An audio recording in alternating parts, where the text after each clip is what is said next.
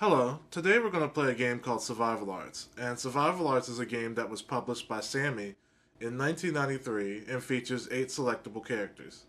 This game looks a little bit like Mortal Kombat due to its digitized actors, but first I'm going to explain how this game is different. For comparison, we're going to use Ultimate Mortal Kombat 3. In Survival Arts, there are 3 punch buttons and 3 kick buttons. There are also 2 characters in the game with multiple jumps. You have to hold back to block, and every character comes with a unique set of normal moves, along with 2 of the characters being able to dash only. There are also weapons that you can pick up off the ground. Most of the stages in this game have weapons, sometimes from breakable objects or they drop from the ceiling at preset times. There are 4 different weapons in this game: bats, swords, maces, and handguns. Press down and heavy punch to pick up a weapon by standing on the top of it, and use the heavy punch button again to use the weapon. All of your weapon attacks are special cancelable and dash cancelable, and all your attacks from the air with weapons are overlays. Your weapon choices are limited by character. If you have a sword, you can't use a sword. If you have a gun, you can't use a gun, and if you're Mongo, you can't use any weapons at all. See chart for weapon availability.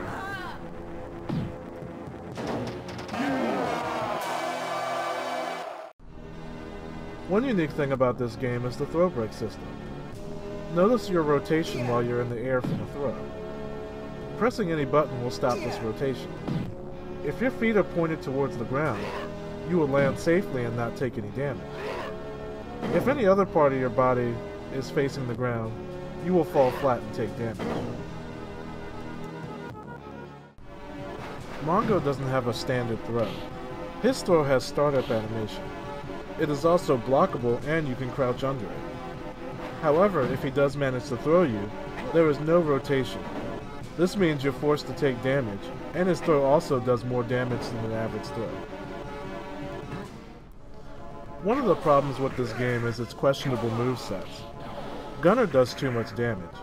His heavy punch and heavy kick gunshots do a little less than half your life.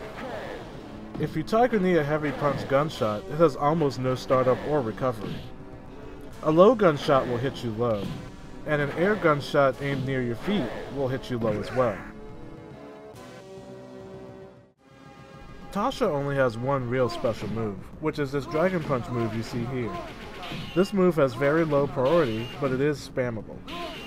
She has a reverse jump kick for easy cross-up attempts. She has a slide that you can use with any kick button, and the stronger the kick button, the farther she will slide. She can crawl forward while crouching, and she also has a double jump.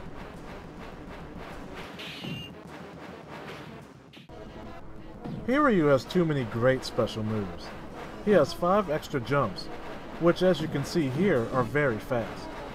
These can be used for a lot of different mix-ups. His dash, although it is a bit slow, is fully invincible and passes through other characters. He can roll on the ground, and this is much faster than Tasha's crawl.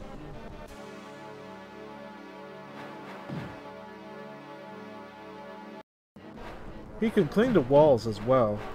His options from the wall are to jump away from the wall, drop straight down, or do a fast flying kick away from the wall. What may be his strongest tool is his Shuriken. He can throw this very fast or incredibly slow. This projectile has almost no startup or recovery. The slowest one is great for rushdown, and you can hold the button to mind control it up and down, because that's really balanced. Continuing on with moves from Hiryu, he has this spinning slash attack here that does decent damage. However, this move is not safe. He also has this rolling slash attack that has tons of priority, no startup, and no recovery. This move is great to use after his dash or as an anti-air. He also has a dive attack, just because he needs more moves.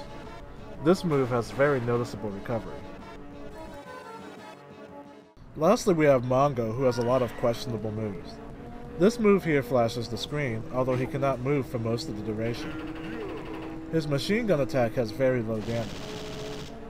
His gun shoots lightning at a moderate range, and it also comes with a flamethrower. The first half of the flamethrower doesn't deal any damage, although the lightning clearly hits.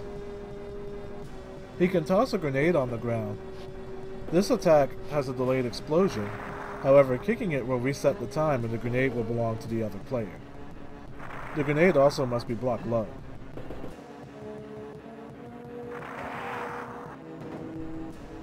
He can jump in the air and drop missiles on the opponent.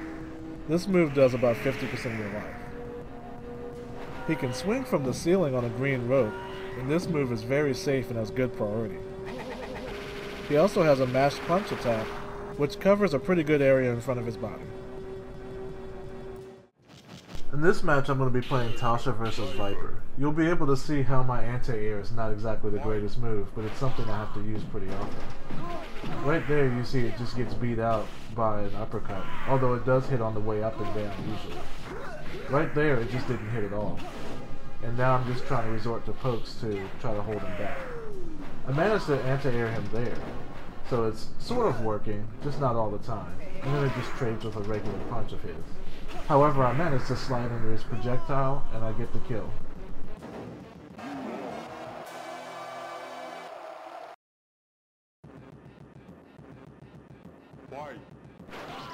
This round I'm going to start by using my sword, as the hitbox stays out the entire duration of the jump.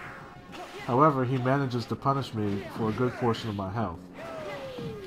I use my reverse jump kick to get in over him. That way I can get to the other side pretty safely without him being able to move. I use my pokes on the ground. My crouching medium kick is one of my favorite moves to use with her. And I use her weak slide to get in a little closer. However, he punishes the slide that time with his spin kick, which is instant. He throws me out of my dragon punch, which missed, but I managed to tech the throw, but now I'm in the corner, which is where I don't want to be. I'm trying to get out of the corner here, and as I try to get out, he manages to hit me out of the air with a jump kick.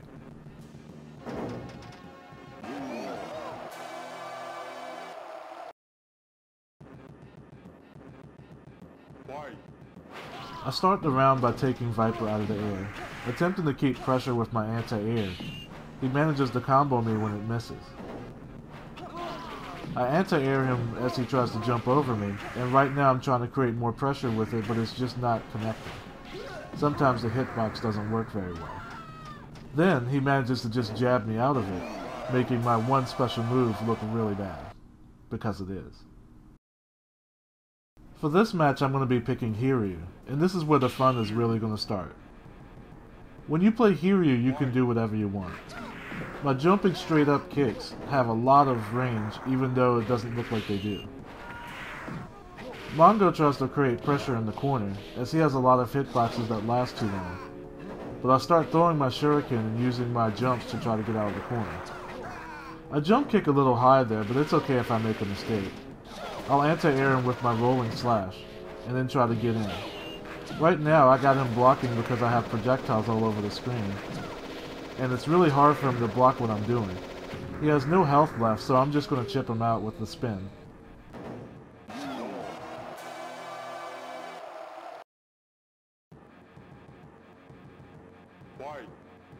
On this round, I jump straight up and end up getting hit by his lightning, but that's fine. I'll survive. I've now knocked him down so I can create pressure. However, he knocked me out of the air. My projectile, as you see, is a great anti-air, along with a great tool for pressure. And I keep him in the corner. I throw my projectile out and mind control it over top of his lightning, and hit him straight in the head. I'm such a balanced character.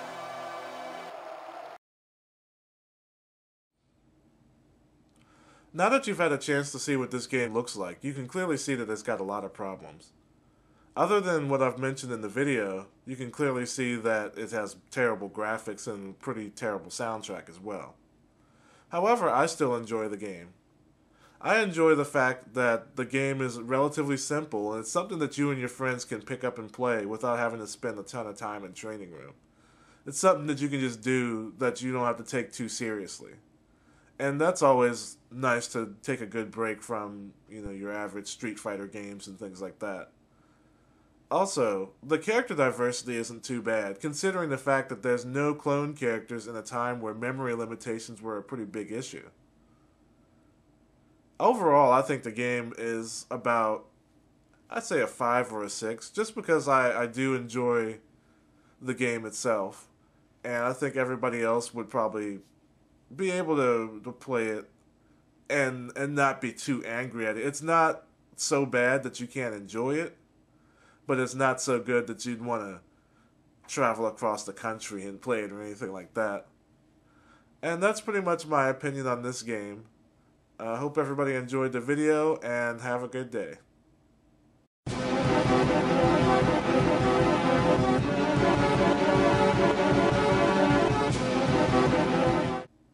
No, let me just be real. The real reason why I like this game is because Hiryu's just broken. I like playing broken characters, and the reason why I originally even played this game was because I saw a video of Hiryu, and he got a gun on one of those stages, like I think it was the elevator stage, and he just jumped around and like mixed up the other guy, and like they could not move, and it was the most hilarious looking thing I'd ever seen. I was just like, you know what? I gotta find this game and I gotta play this game. Because that looks broken. And nobody else in this game is anything like that. This must be what Meta Knight players felt like in Brawl. But alright, everybody. Like and subscribe if you enjoyed the video. And we will see you at another time. Thanks for watching.